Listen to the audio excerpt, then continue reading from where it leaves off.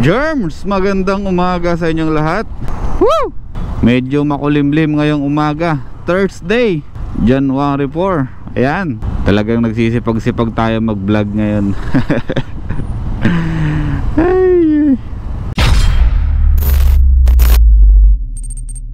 Germs, ngayong araw, share ko naman sa inyo yung ginawa namin last year na ADX 160, yung Bristol. May dumayo kasi from Quezon Province dito sa shop natin. Ang motor niya ay Bristol ADX 160. So ayun, nagpa-wiring siya sa atin. Nagpakabit siya ng ilaw tsaka busina. Tapos ayun, winairingan natin. Ayun yung nag-ano kami, ayun yung nag-camping kami sa Antipolo. Tapos kinaumagahan, ayun, nagmadali kami pababa para makapag-wiring dun sa ADX. Hindi ko na masyado na videohan yung pag-wiring natin dun sa Bristol ADX 160 kasi busy na tayo. Wala tayong nakaprepare na harness para dun. On the spot gagawin yung wiring niya, on the spot gagawin yung harness, kaya wala tayong time mag video, wala tayong time mag-aksaya ng oras. Kaya kailangan natin tapusin ng mabilis or tuloy-tuloy lang yung gawa natin dun sa motor. Eto, tingnan natin yung clip footage dun sa ADX 160 na ginawa natin. Yung wiring nito iba, yung positioning ng relay nito iba, yung positioning nung busina iba, dahil hindi naman talaga siya totally parehas dun sa motor na pinagayahan nila, yung ADB 160. Hindi talaga siya totally parehas. So kaya yung mga positioning, yung harness, hindi natin ma-apply, hindi natin magamit yung harness ng ADB 160. Ito, silipin natin para may idea kayo. Ito yung ginawa namin na harness, ito yung ginawa namin na wiring para sa motor na to.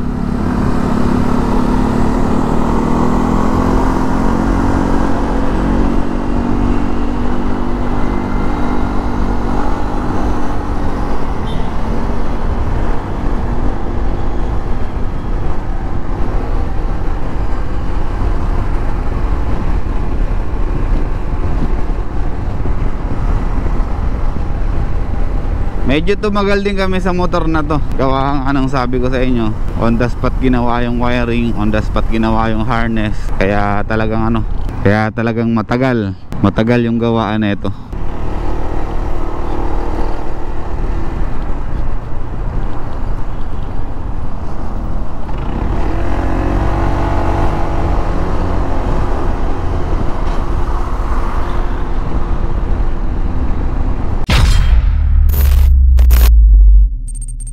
Mababa energy natin ngayon na.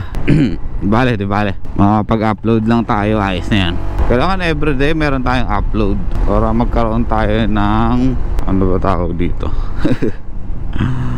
Para magkaroon tayo ng kita. Ganun pala yun, pag hindi ka nag-upload, pababa ng pababa yung ano mo, kasi walang, yung mga subscriber mo, wala silang bagong pinapanood.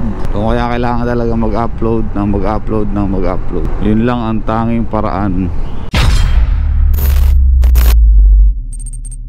Yung Bristol ADX 160 nga pala, kung ine-expect nyo na kaparehas siya ng Honda ADB 160, huwag kayong mag-expect na ganon, kasi sobrang layo ng diferensya ng ADX sa ADB. Yung build, yung material, yung design, yung technology na gamit nung dalawa, sobrang layo. Mas preferred ko pa rin ang Honda ADB 160 or Honda ADB 150 compare dun sa mga look-alike or yung mga kagaya niyang or yung mga kamukha niya, like for example yung Bristol ADX 160, tapos yung nauna pa, ano ba yung isang naunang motor na yun, yung ginaya niya naman yung ADB 150. Ayan yung mga yun. Yung Bristol ADX 160, sad to say, pero parang China lang din yung build niya. Totoo lang, kasi binaklas ko yung motor eh. Nakita ko yung loob, nakita ko yung build, nakita ko yung quality ng kaha, yung quality ng plastic, yung mga quality ng material, yung wire management nila, yung cable management ng motor, yung mga fuse, basta sobrang layo ng diferensya. Kaya sa looks pwede natin sabihin kamukha, maporma, pero yung loob yung internal ng motor, sobrang layo ng diferensya. Kaya mabilis na comparison lang sa Honda ADB 160 pa rin ako.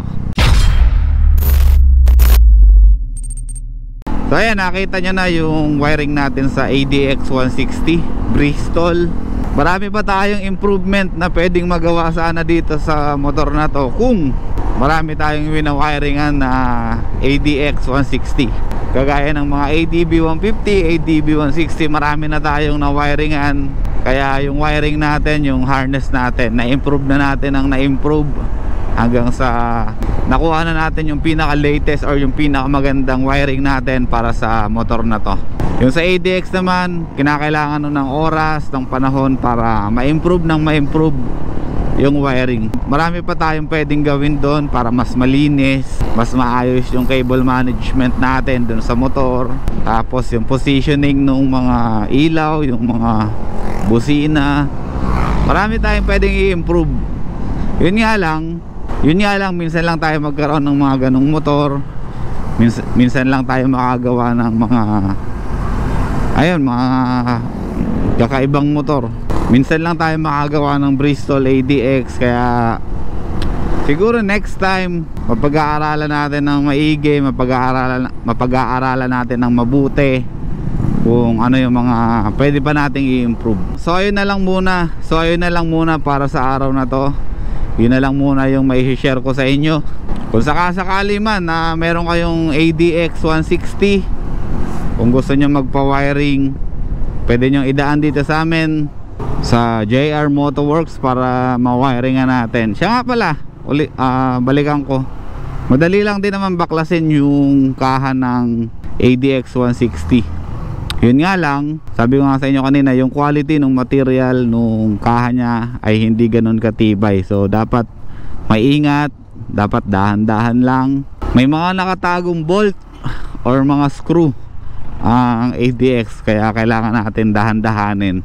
Pero so far dun sa pagbabaklas ko, wala naman tayong nabali, wala naman tayong nabiyak, wala naman tayong naputol.